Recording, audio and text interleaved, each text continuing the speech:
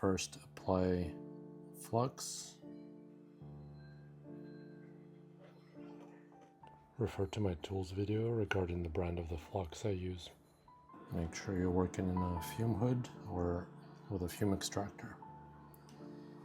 Apply a small amount of solder to the pads. Because of flux and surface tension, the solder gets distributed evenly along the pads. And if you made a mistake,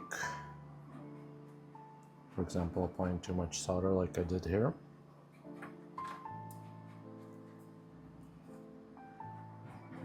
get some solder wick and clean up. And solder wick works much better when there is flux on the board.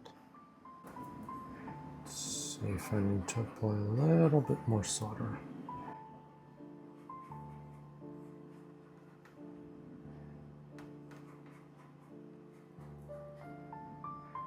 Now take the component you want to solder, assuming you can work the tweezers.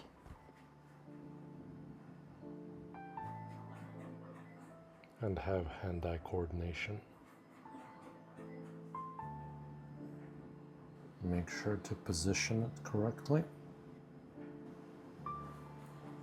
And solder one point.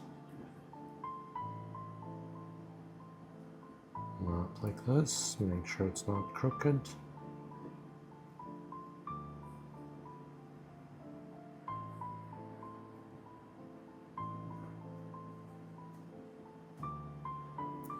And then go around soldering the rest of the contacts.